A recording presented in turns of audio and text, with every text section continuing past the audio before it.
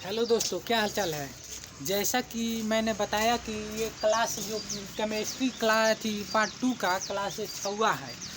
और ये chemistry part 2 का मैंने 5 वीडियो ऑलरेडी निकाल चुका हूँ और मेरे प्लेलिस्ट में जाकर देख लेना, ठीक है, अगर जो भी नहीं पढ़ा होगा। तो आज हम लोग क्लास 6 क्या करेंगे, केमिस्ट्री 10 का लेसन 2 क्लास पार्ट 6वां पढ़ेंगे आज हम लोग। तो पीएच के बारे में हम पढ़ा रहे थे, आज हम लोग पढ़ेंगे पीएच के कुछ महत्वपूर्ण चीज़। देखो जी, पीएच मैंने कौन से पदार्थ में कितना पाया जाता है, आज हम लोग उसकी चर्चा करेंगे। सबसे पहले हम लोग चर्चा करते हैं लार की। हम लोग खाना खाते हैं ना, तो लार उत्पन्न होता है ना, तो लार की हम लोग सबसे पहले आज बात करेंगे। देखो जी, खाना से पहले, खाना जब खाते हो उससे पहले लार नीले रंग का होता है। क्या होता है जी? नीले रंग का। और उसका पीएच कितना होता है? 8 होता है। उसका पीएच कितना होता है? 8 होता है। लेकिन प्राकृतिक हो जाएगा क्षारीय। मैंने बताया था पीएच स्केल में, सोरेंस ने जो दिए थे 1909 में, मैंने बताया था कि पीएच जो स्केल होता है 7 के, अगर 7 पर वस्तु रहेगी तो उदासीन रहेगी। क्या बताया था जी? 7 पर वस्तु रहेगी तो उदासीन रहेगी, और 7 से ऊपर जाएगी तो क्या बताए थे? क्षारीय होगी, और 7 से नीचे आएगी तो अम्लीय होगी। देखो जी, ये 7 से अधिक है कि नहीं, 8 अधिक है कि नहीं, 7 से अधिक है कि नहीं, तो इसीलिए प्रकृति आया है क्षारीय। कोई दिक्कत जी? अगला बात करते हैं लार खाने के बाद। खाने के बाद क्या होता है जी? पीएच, जो पीएच का रंग होता है वो कैसा रहता है? पीएच जो खाने से पहले कैसा रहता है? पीला। लेकिन इसका पीएच मान 6 होता है। हम लोग जानते हैं इस 7 से नीचे है। 7 से नीचे है कि नहीं? 6। तो क्या होगा? प्रकृति कैसा होगा जी? अम्लीय होगा कि नहीं? बताओ, अम्लीय होगा। अब बात करते हैं नींबू का रस के बारे में। नींबू का रस क्या होता है जी? खट्टा होता है, लेकिन नींबू का रस देखना लाल होता है। नींबू का रस कैसा होता है जी? लाल होता है। अब देखो जी, उसका पीएच मान 2 होगा, और 7 से कम है कि नहीं, तो इसका भी प्रकृति क्या होगा जी? अम्लीय होगा कि नहीं? इसका भी पीएच अम्लीय होगा कि नहीं? अब देखो, बात करते हैं गाजर का रस। गाजर का रस क्या होता है जी? पीला होता है, और इसका पीएच मान कितना होता है? 6। ये 7 से कम है, इसलिए अम्लीय में जाएगा। 7 से कम है तो अम्लीय में जाएगा। कोई दिक्कत? अब बात आता है कॉफ़ी का। कॉफ़ी जो नहीं पीते हो, चाय में डालकर कॉफ़ी जो होता है हिला हिला कर पीते हो, वही बात हो रहा है कॉफ़ी का। कॉफ़ी का जो रंग होता है पीले रंग का होता है। क्या?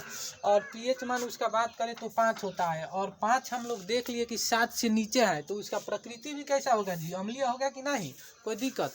अगला बात करते हैं टमाटर का रस। टमाटर का रस जो होता है नारंगी रंग का होता है। क्या? और उसका पीएच 8 होता है। क्योंकि इसका प्रकृति कैसे होगा? क्योंकि ये 8 है, 7 से अधिक है कि नहीं, तो प्रकृति क्या हो जाएगी? क्षारीय हो जाएगा। प्रकृति कैसे हो जाएगी? क्षारीय। बात करते हैं नल का जल। जैसे तुम नहीं पीते हो नल का जल, पीने वाला पानी का जो होता है वो नीले रंग का थोड़ा होता है। क्या? नीले रंग का। अब पीएच मान किसका हो, कितना होगा जी? पीएच मान कितना होगा? 8 होगा।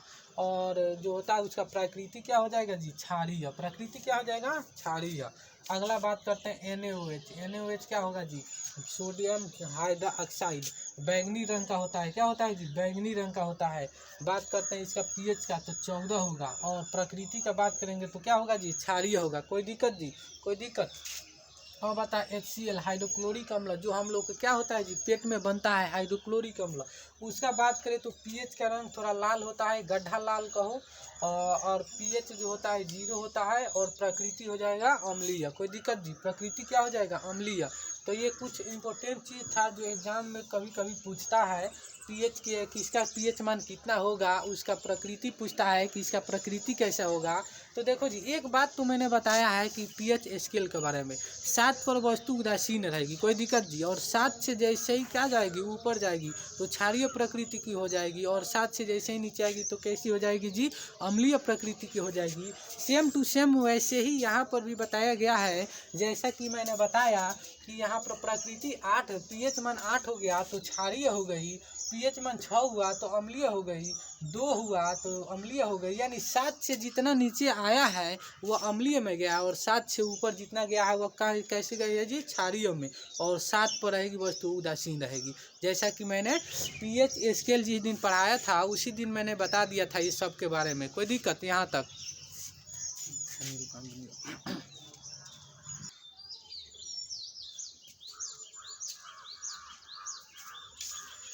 अब बात करते हैं जी पीएच जीवन में दैनिक जीवन में पीएच का महत्व क्या होता है जी, पढ़ेंगे पीएच दैनिक जीवन में पीएच का क्या क्या महत्व हो सकता है।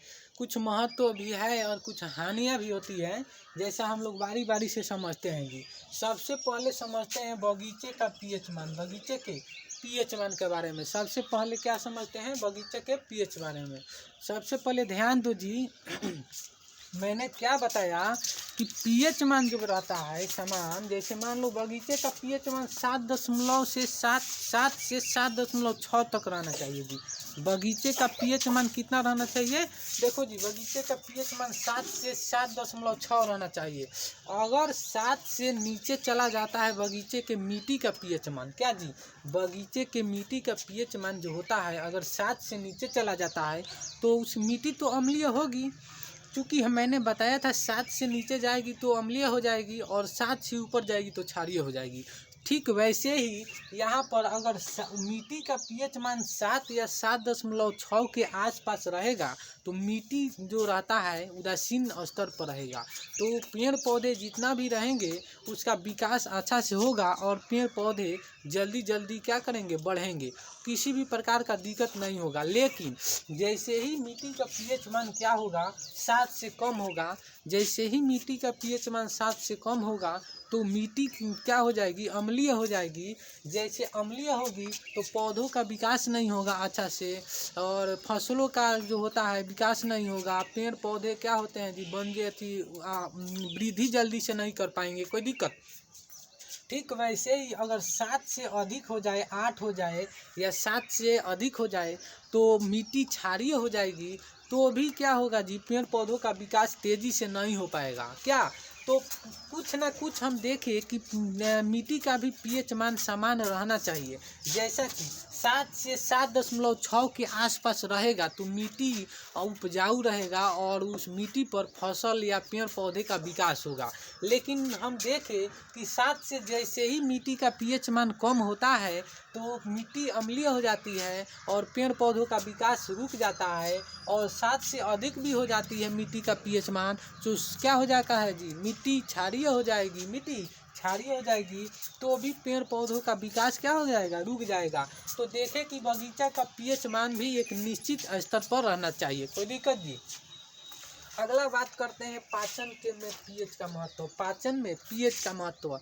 अच्छा एक बात और देखो जी, जो पीएच मान अगर मान लो मिट्टी का पीएच मान अगर अम्लीय हो गई हो, मिट्टी अम्लीय हो गई हो या क्षारीय हो गई हो तो क्या करते हैं जी, देखते होगी कि जो खेती वगैरह होता है तो जब मिट्टी में अम्लीय हो जाती है क्षारीय हो जाती है तो फसल का क्या होता है विकास रुक जाता है। तो किसान क्या करता है उसमें बिना बुझा हुआ चूना डालता है, ढैंचा डालता है, खड़िया डालता है यानी चूना जिसको कहते हो, और चूना जैसे ही डालते हो तो अम्लीय जो खेत रहती है उदासीन हो जाता है, क्योंकि चूना एक क्षारीय होता है। तो खेत को क्षारीय बनाने के लिए किसान क्या करते हैं जी उसमें चूना का उपयोग करते हैं, ढैंचा का उपयोग करते हैं, खड़िया का उपयोग करते हैं, भुजा हुआ चूना का उपयोग करते हैं, कोई दिक्कत जी यहाँ तक कोई दिक्कत। बात करते हैं पाचन में पीएच का महत्व क्या होता है जी। हम लोग क्या होता है जब हम लोग के पेट का पीएच मान जो होता है, हम लोग के पेट के पीएच मान अगर 1.4 के आसपास रहेगा तो हम लोग खाना खाते हैं तो उसका क्या होगा जी पाचन अच्छी तरह से होगा। लेकिन जैसे ही पेट का पीएच मान अगर 1.4 से नीचे चला जाता है या 1.4 से ऊपर चला जाता है तो क्या होता है हम लोग का पेट में अम्लीयता हो जाती है, और अम्लीयता हो जाती है तो गैस वगैरह बनने लगता है और भोजन का पाचन अच्छी तरह से नहीं हो पाता है, कोई दिक्कत।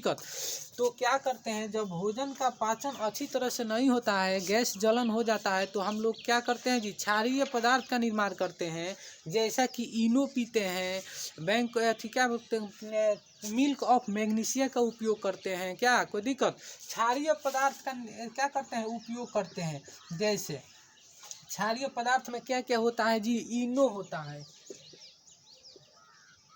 इनो हो जाता है, मिल्क ऑफ मैग्नीशिया हो जाता है, MgOH के होल ट्वाइस, उसके बाद क्या होता है जी, इनो हो गया, मिल्क ऑफ मैग्नीशिया हो गया। उसके बाद एंटासिड का उपयोग करते हैं। कोई भी जो दवा मेडिकल पर मिलता है ना, एंटासिड का उपयोग करते हैं, जिसको कहते हैं क्या जी, एंटीबायोटिक नहीं कहते हैं। एंटीबायोटिक क्या करता है, अम्लीयता को मार देता है और पेट को उदासीन बना देता है।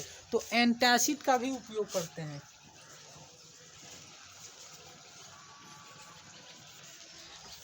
कोई दिक्कत जी? फिर से एक बार हम बताते हैं, समझो। पाचन में पीएच का महत्व। पेट का अगर पीएच मान 1.4 के पास रहेगा तो पेट में क्या होगा, भोजन का पाचन अधिक अच्छी तरह से होगा। लेकिन जैसे ही पेट का पीएच मान 1.4 से कम हो जाता है तो पेट क्या हो जाएगी, अम्लीय हो जाएगी। और अम्लीय होगी तो पेट में गैस और जलन होने लगती है, जैसे कि हम लोग भोजन का पाचन अच्छी तरह से नहीं हो पाता है। लेकिन जैसे ही हम लोग क्षारीय पदार्थ का निर्माण करते हैं तो गैस जलन दूर हो जाती है। वो क्षारीय पदार्थ क्या क्या हो सकता है जी, इनो हो सकता है, मिल्क ऑफ मैग्नीशिया हो सकता है, एंटासिड हो सकता है। और जैसे ही हम लोग पीते हैं तो अम्लीयता को उदासीन कर देता है और फिर से क्या होता है जी, भोजन का पाचन अच्छी तरह से हो सकता है। अगला बात करते हैं दांतों का पीएच मान। देखो जी, हम लोग का जो दांत होता है उसमें भी पीएच का बहुत बड़ा योगदान है। जैसे पीएच में, जैसे दांतों पर क्या होता है कि इनेमिला होता है, इनेमिला वो बहुत ही कठोर होता है। क्योंकि हम लोग जब भी चॉकलेट वगैरह या क्या खाते हैं जी, मीठा चीज़ खाते हैं तो हमारे दांतों में क्या होता है, जाकर फंस जाता है। और जो क्या होता है कि उससे बैक्टीरिया उत्पन्न होते हैं और बैक्टीरिया क्या करता है, हम लोग के दांतों का पीएच मान अम्लीय बना देता है। दांतों का पीएच क्या करता है, अम्लीय बना देता है। और जैसे ही अम्लीय बनाता है तो दांतों का जो एनेमिला होता है उसको क्या करना, नष्ट करने लगता है। अम्लीय हो जाता है तो नष्ट करने लगता है। और जैसे ही नष्ट करने लगेगा तो हम लोग के दांत क्या होगा, सड़ना शुरू कर देगा। इसीलिए क्या करते हैं कि ना, उससे बचाने के लिए जो बैक्टीरिया उत्पन्न होते हैं, हम लोग नीम का दातुन करते हैं, टूथपेस्ट करते हैं, क्षारीय प्रकृति के टूथपेस्ट का इस्तेमाल करते हैं, नीम का दातुन करते हैं। कोई दिक्कत, जिससे कि बैक्टीरिया उत्पन्न ना हो। और जैसे ही बैक्टीरिया उत्पन्न होगा तो दांत क्या हो जाएगा जी, अम्लीय हो जाएगा। और अम्लीय होगा तो इनेमिला क्या हो जाएगी, नष्ट होने लगता है। कोई दिक्कत?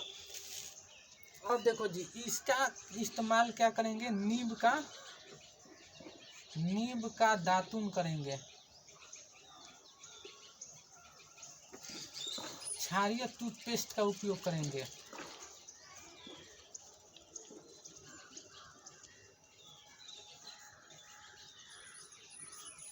कोई दिक्कत जी? अगला बात करते हैं जलीय जीव। जलीय जीव जो रहता है, जलों में जो जीव जंतु रहते हैं, जैसे मछली हो गया, और भी बहुत से जीव जंतु है जो जल में रहते हैं।